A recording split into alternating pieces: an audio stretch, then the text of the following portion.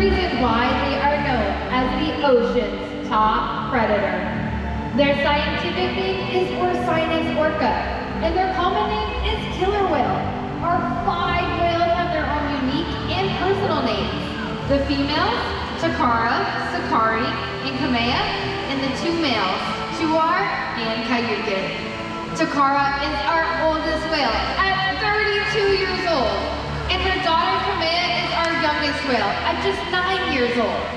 Takara is also the matriarch of our whale pod, which means she's the leader.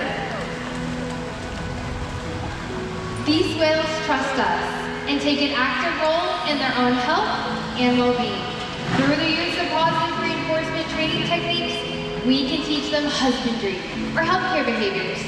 Trainers Julie, Amy, and Malin are joining us now to demonstrate some of those behaviors for all of you today. Now, one of the first behaviors we teach our whales is called a flute present, in which the whales will present their tail flutes to their trainers, just as all 3 of our females are demonstrating now.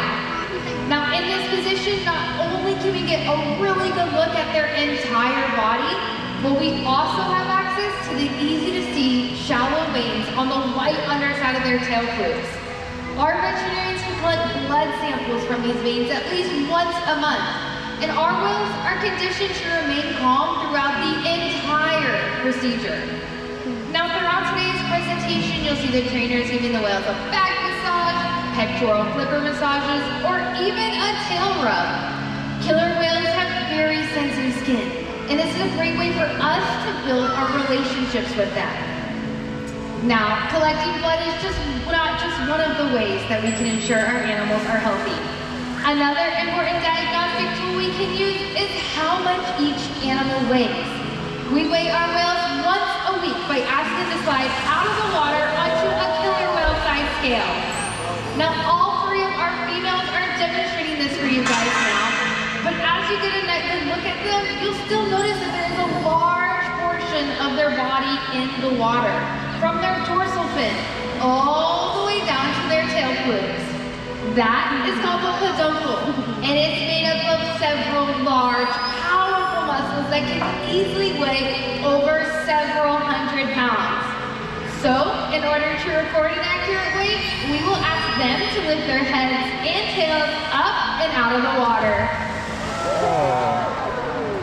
And that's how we know our oldest female, Takara, is weighing in at over 4,500 pounds.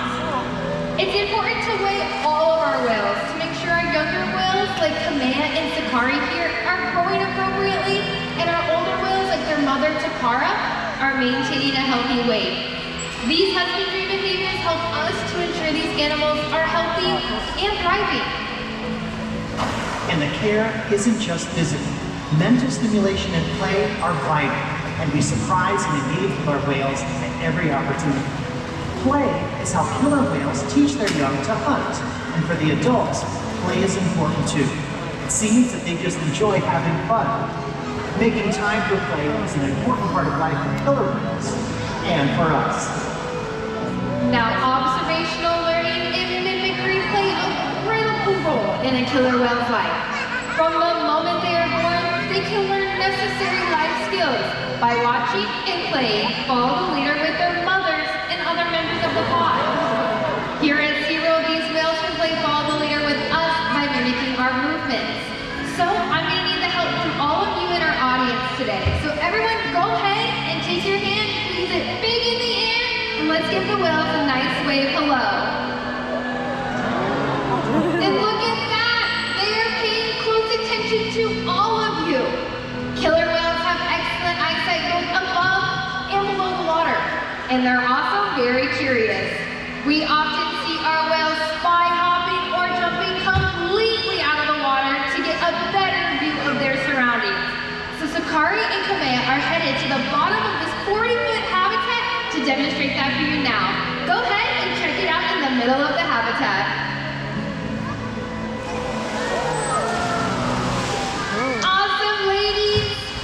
Now let's talk about how killer whales communicate.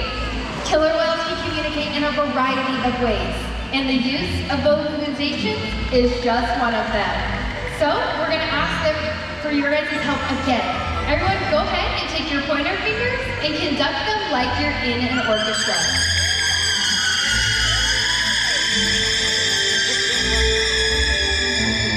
That sounded amazing!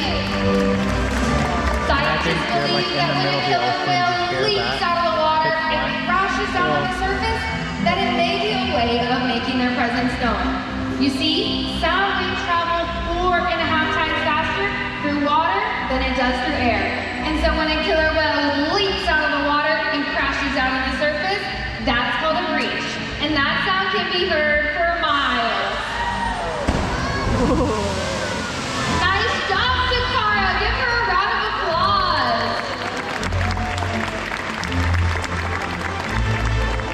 As you can see, killer whales can communicate by leaping out of the water and making a huge splash.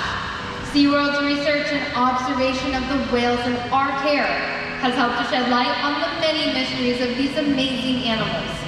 For example, we know that the gestation period of a pregnant killer whale is 17 months. That's information that's